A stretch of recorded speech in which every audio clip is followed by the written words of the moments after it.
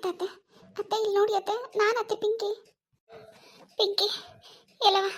ಶ್ರೀಕಾಂತ, ಕವಿತಾ ಯಾರು ಇನ್ನೂ ಬಂದಿಲ್ವಾ? ಅತ್ತೆ ಬಂದಿದ್ದಾರೆ ಅತ್ತೆ. ಈಗ ತಾನೇ ತಿಂಡಿ ತಿನ್ಕೊಂಡು ಬರಲಿ ಅಂತ ನಾನೇ ಕಳಿಸ್ದೆ. ಪಾಪ ಅವರು ನೀವು ಹಿಂಗೆ ಮಾಡ್ಕೊಂಡಿದ್ರೆ ಅಂತ ಗೊತ್ತಾಗ್ಲಿಂದ ಏನೂ ತಿಂದಿಲ್ಲ, ತುಂಬ ವೀಕಾಗಿ ಕಾಣಿಸ್ತಾ ಇದ್ರು. ಅದಕ್ಕೆ ಹೋಗಿ ತಿನ್ಕೊಂಡು ಬರಲಿ ಅಂತ ಕಳಿಸ್ದೆ. ಪ್ರೇಮಕ್ಕನೂ ಬಂದಿದ್ದಾಳೆ, ಅವ್ರ ಜೊತೆನೇ ಹೋಗಿದ್ದಾರೆ. ನೀವು ಆರಾಮ ಅತ್ತೆ? ಈಗ ಹುಷಾರಾಗಿದ್ದೀರಾ? ಹ್ಞೂ ಕಣವ, ಹ್ಞೂ. ಪಾಪ ಬದುಕಿಸ್ಬಿಟ್ರು, ನನ್ನ ಬದುಕಿಸ್ಬಿಟ್ರು ಕಣವ. ಏನತ್ತೆ ನೀವು ಎಂಥ ಕೆಲಸ ಮಾಡ್ಕೊಬಿಟ್ರಿ? ಹಾಂ, ನಾನು ಯಾವಾಗಲೂ ಹೇಳ್ತಿದ್ದೆ ನಮ್ಮ ಅತ್ತೆ ಒಬ್ಬರೇ ಈ ಮನೇಲಿ ಬುದ್ಧಿವಂತ ಅಂತ. ಅಂಥದ್ರಲ್ಲಿ ನೀವೇ ಹಿಂಗೆ ಮಾಡ್ಕೊಬಿಟ್ರಲ್ಲ ಅತ್ತೆ.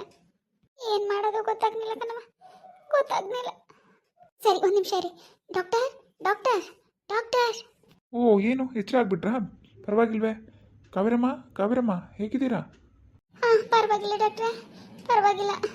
ಈಗ ಎಚ್ಚರ ಆಯಿತು. ಪರವಾಗಿಲ್ಲ, ಹೊಸಿ ಸುಸ್ತು. ಹಾಂ, ಸುಸ್ತಿರುತ್ತೆ. ಏನು ತಿಂದಿಲ್ವಲ್ಲ ನಿನ್ನೆಯಿಂದ, ಅದಕ್ಕೆ ಗ್ಲುಕೋಸ್ ಹೋಗ್ತಾ ಇದೆ.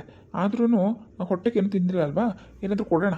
ಪೂರ್ತಿಯಾಗಿ ಎಚ್ಚರ ಮಾಡ್ಕೊಳ್ಳಿ. ನೀವು ಆರಾಮಾಗಿದ್ದೀರಾ? ಈಗ ನಿಮ್ಮ ಮಗ ಮಗಳು ಸೊಸೆ ಎಲ್ಲ ಬಂದಿದ್ದಾರೆ ನೋಡಿ, ಅವ್ರ ಜೊತೆ ಎಲ್ಲ ಮಾತಾಡಿ ಆರಾಮಾಗಿ ಆಗಿ, ಆಯಿತಾ? ಆಯಿತು ಡಾಕ್ಟ್ರೆ, ಆಯಿತು.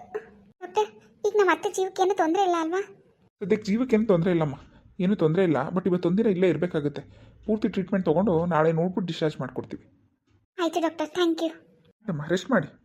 ಅಮ್ಮ ಅಮ್ಮ, ಎಚ್ಚರ ಆಯ್ತಮ್ಮ. ಇಲ್ಲಿ ನೋಡಮ್ಮ, ಕವಿತಾ ಬಂದಿದ್ದೀನಿ. ಅಣ್ಣನೂ ಬಂದಿದ್ದಾನಮ್ಮ, ನೋಡಮ್ಮ. ಕವಿತಾ ಮಗಳೇ, ಬಾ ಬಾ, ಇಲ್ಲಿ ಕುತ್ಕೋ ಬಾ. ಅಯ್ಯೋ, ಎಂಥ ಕೆಲಸ ಮಾಡ್ಕೊಬಿಟ್ಟಿದ್ನವ ನಾನು, ಎಂಥ ಕೆಲಸ ಮಾಡ್ಕೊಬಿಟ್ಟಿದೆ. ನಿನ್ನ ನಿನ್ನ ಮದುವೆನೂ ಮಾಡ್ದಂಗೆ ಹೋಗ್ಬಿಡಿನಲ್ಲವ. ಇಲ್ಲಮ್ಮ, ನಿನ್ಗೇನೂ ಆಗಿಲ್ಲ ನೋಡು, ಚೆನ್ನಾಗಿದೆಯಾ ಈಗ, ಆರಾಮಾಗಿದೆಯಾ? ಆಗಿದ್ದೆಲ್ಲ ಆಗೋಯ್ತು. ನೀನೀಗ ಅದ್ರ ಬಗ್ಗೆ ಯೋಚನೆ ಮಾಡಬೇಡಮ್ಮ, ನೀನು ಆರಾಮಾಗಿರು. ಅಮ್ಮ ನೀನೇನು ತಲೆ ಕೆಡ್ಸ್ಕೊಬೇಡ. ಡಾಕ್ಟ್ರು ನಾಳೆ ಡಿಸ್ಚಾರ್ಜ್ ಮಾಡ್ತೀನಿ ಅಂತ ಹೇಳಿದ್ದಾರೆ. ನೀನು ಹುಷಾರಾಗಿರಮ್ಮ, ನಾವೆಲ್ಲ ನಿನ್ನ ಜೊತೆನೇ ಇರ್ತೀವಿ. ಇನ್ನು ನಿನ್ನ ಬಿಟ್ಟು ನಾವೆಲ್ಲೂ ಹೋಗಲ್ಲಮ್ಮ. ಅತ್ತೆ ಆರಾಮಾಗಿರಿ ಅತ್ತೆ. ನಾನು ಸತ್ತೋದ್ರೂ ನಿಮ್ಮ ಮಾವ ಬರೋಕ್ಕಿಲ್ಲ ಅಂದ್ಬಿಟ್ನ. ಬರ್ನಿಲ್ವಾ? ಅಮ್ಮ ಯಾಕಮ್ಮ ಹಂಗೆಲ್ಲ ಅನ್ಕೋತೀಯ? ಅಪ್ಪಂಗೆ ಹುಷಾರಿಲ್ವಂತೆ. ನೀನೇನು ಯೋಚನೆ ಮಾಡಬೇಡ, ಅಪ್ಪ ಬರ್ತಾರೆ. ನೀನು ಮೊದಲು ನಿನ್ನ ಬಗ್ಗೆ ಯೋಚನೆ ಮಾಡು, ಸುಮ್ಮನೆ ಏನೇನೋ ಯೋಚನೆ ಮಾಡಬೇಡ. ಇಲ್ಲ ಕಂದ್ಬಿಡವ, ಇಲ್ಲ ಕಂದ್ಬಿಡು. ಅವ್ರು ಬರೋಕ್ಕಿಲ್ಲ ಕಂದ್ಬಿಡು. ನಾನು ಸತ್ರ ಅವ್ರು ಬದ್ದಿದ್ದಿಲ್ಲ ಕಂದ್ಬಿಡು. ನೋಡಿ ಅತ್ತೆ, ಸುಮ್ಮನೆ ಏನೇನು ಯೋಚನೆ ಮಾಡಬೇಡಿ. ಮೊದಲು ನೀವು ಹುಷಾರಾಗಿ. ನಿಮ್ಮ ಮಕ್ಕಳೆಲ್ಲ ಎಷ್ಟೊಂದು ಟೆನ್ಷನ್ ಮಾಡ್ಕೊಂಡಿದ್ದಾರೆ ನೋಡಿ. ಪಾಪ ಪಿಂಕಿ ಬಂದು ಅಮ್ಮ ನೋಡ್ಕೊಂಡಿದ್ದಾಳೆ. ಒಂದು ಥ್ಯಾಂಕ್ಸ್ ಆದರೂ ಹೇಳಬೇಕು. ಸರಿ ಶ್ರೀಕಾಂತ್, ನಾನು ಹೊರಡ್ತೀನಿ. ಮನೇಲೆಲ್ಲ ಗಾಬರಿ ಆಗಿರ್ತಾರೆ, ವಿಷಯ ಹೇಳಬೇಕು. ಅಮ್ಮನೂ ಎಚ್ಚರ ಆದ್ರಲ್ಲ, ಹೊರಡ್ತೀನಿ ನಾನು. ಮಾವಂಗೂ ಹುಷಾರಿಲ್ಲ. ಅದಕ್ಕೆ ಆಯಿತು, ಹುಷಾರು. ಅಪ್ಪನ ಕೇಳಿದೆ ಅಂತ ಹೇಳಿ. ಅಪ್ಪನ ಚೆನ್ನಾಗಿ ನೋಡ್ಕೊಳ್ಳಿ. ಅದಕ್ಕೆ ನೀವು ನೋಡ್ಕೋತೀರಾ, ಅದರಲ್ಲಿ ಏನೂ ಇಲ್ಲ. ಆದರೂ ಹೇಳ್ತಿದ್ದೀನಿ, ಅಮ್ಮ ಹುಷಾರಾಗಿದ್ದಾರೆ ಅಂತ ಹೇಳಿಬಿಡಿ. ಸರಿಯಪ್ಪ, ಆಯಿತು. ಬರ್ತೀಯೇನೆ? ಇಲ್ಲ ಅಕ್ಕ, ನೀ ಹೋಗು. ಅತ್ತೆ ಡಿಸ್ಚಾರ್ಜ್ ಆಗೋ ತನಕ ಇಲ್ಲೇ ಇರ್ತೀನಿ. ನಾಳೆ ಹೇಗಿದ್ರು ಡಿಸ್ಚಾರ್ಜ್ ಮಾಡ್ತಾರೆ ಅಂತ ಹೇಳಿದಾರಲ್ಲ, ಒಟ್ಟಿಗೆ ಡಿಸ್ಚಾರ್ಜ್ ಮಾಡಿಸ್ಬಿಟ್ಟು ಬರ್ತೀನಿ. ಅಮ್ಮನಿಗೊಂದು ಫೋನ್ ಮಾಡಿ ಹೇಳಿಬಿಡು ಅತ್ತೆ ಹುಷಾರಾಗಿದ್ದಾರೆ ಅಂತ. ಹೌದಾ, ಸರಿ ಆಯ್ತು, ನಾನು ಹೇಳ್ತೀನಿ ಬಿಡು. ಹುಷಾರು, ಬರ್ತೀನಿ. ಪಾಪ ಅಮ್ಮ, ಪಿಂಕಿ ಅದಕ್ಕೇನೆ ಬಂದಿದ್ದು. ಪಾಪ ಅಜ್ಜಿ ಅವರು ರಮೇಶಣ್ಣ ಅವ್ರಿಗೆ ನಿನ್ನ ಹಾಸ್ಪಿಟ್ಲಿಗೆ ಕರ್ಕೊಂಡು ಬಂದು ಅಡ್ಮಿಟ್ ಮಾಡಿದ್ರಂತೆ. ಅವರು ನಿನ್ನ ಅಡ್ಮಿಟ್ ಮಾಡಿದ ತಕ್ಷಣ ಅದಕ್ಕೆ ಬಂದು ನಿನ್ನೆಯಿಂದ ನಿನ್ನ ಜೊತೆನೇ ಇದು ನೋಡ್ಕೊಂಡಿದ್ದಾರೆ. ಉಂಕನವ ಕಣ್ಬಿಟ್ಟು ಇಟ್ಕೆ, ಅದಕ್ಕೆ ಅವಳನ್ನೇ ನೋಡಿದೆ. ಪಾಪ ಅತ್ತೆ ಅತ್ತೆ ಅಂತ ಮಾತಾಡಿಸ್ತಾ ಇದ್ಲು. ಅವಳ ಮಾತೆಲ್ಲ ನನ್ನ ಕಿವಿ ಕೇಳ್ತಾ ಇತ್ತು, ಹಂಗಾಗಿ ಕಂಡ್ಬಿಟ್ಟೆ ನಾನು. ಬವ್ವ ಬಾ. ಅಯ್ಯೋ ದೇವ್ರೆ, ಏನೋ ಮಾಡ್ಕೊಬಿಟ್ಟೆ ಕಣವ, ಮಾಡ್ಕೊಬಿಟ್ಟೆ. ಯೋಚನೆ ಮಾಡಲಿಲ್ಲ ನನ್ನ ಮಕ್ಳ ಬಗ್ಗೆ ನಾನು. ನನ್ನ ಮಕ್ಕಳು ನನ್ನ ಮೇಲೆ ಕೋಪ ತೋರಿಸ್ತಾರೆ ಅಂತ ನಾನು ಇಂಥ ಕೆಲಸ ಮಾಡಿಬಿಟ್ಟೆ. ನನಗೆ ಬುದ್ಧಿನೇ ಬರಲಿಲ್ಲ ಹೋಗತ್ತಾಗೆ.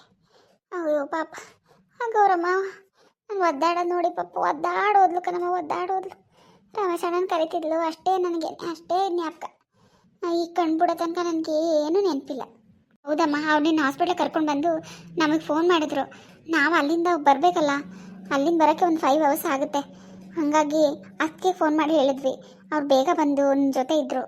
ಹೆಂಗೋ ಬಿಡು, ಮೊದಲು ಡಿಸ್ಚಾರ್ಜ್ ಮಾಡಿಸ್ಕೊಂಡು ನಡ್ರಿ ಹೋಗೋಣ. ನಾಳೆ ಮಾಡ್ತೀನಿ ಅಂತ ಹೇಳಿದಾರಮ್ಮ, ನೀನು ಆರಾಮಾಗಿರು. ಅಣ್ಣ ಪಾಪ ಕಣೋ, ಅದಕ್ಕೆ ಅವರು ಬದಲಾಗಿದ್ದಾರೆ. ಈಗ ಅಮ್ಮನ ಮನೇಲೇ ಇದ್ದಾರಂತೆ, ಮನೆಗೆ ಬಿಟ್ಬಿಟ್ಟು. ನೋಡು ಪಾಪ, ಅಮ್ಮನ ಬಂದು ನೋಡ್ಕೊಂಡಿದ್ದಾರೆ. ಬೇಜಾರು ಮಾಡಬೇಡ ಕಣೋ, ಮಾತಾಡ್ಸೋ. ಬದಲಾಗಿದ್ರೆ ಅದನ್ನೆಲ್ಲ ಬಿಟ್ಟು ಬರಬೇಕಿತ್ತಲ್ಲ ಕವಿತಾ. ಅವಳು ಯಾವುದನ್ನು ಬಿಟ್ಟು ಬರೋಕ್ಕೆ ರೆಡಿ ಇಲ್ಲ.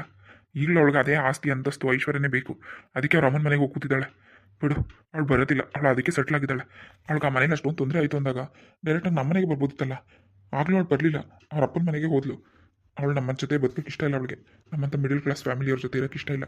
ಸುಮ್ಮನೆ ನಾನು ಯಾಕೆ ಮಾತಾಡ್ಸಿ ಅವಳನ್ನ ಬರೋಕ್ಕೆ ಹೇಳಿ ಕರೆಯೋದು. ಬೇಡ ಬೇಡ, ಅವಳಿಗೆ ಯಾವಾಗ ಬರಬೇಕು ಅನ್ಸುತ್ತೆ ಅವಾಗ ಬರಲಿ. ಅದು ಅದನ್ನೆಲ್ಲ ಬಿಟ್ಟು ಇಲ್ಲಾಂದರೆ ಬೇಡವೇ ಬೇಡ. ಅಟ್ಲೀಸ್ಟ್ ಮಾತಾಡ್ಸು, ಒಂದು ಥ್ಯಾಂಕ್ಸ್ ಆದರೂ ಹೇಳು. ಕವಿತಾ, ನನ್ನ ಕಡೆಯಿಂದ ನೀನೇ ಹೇಳ್ಬಿಡು, ನಾನು ಹೊರಗಡೆ ಕೂತಿರ್ತೀನಿ.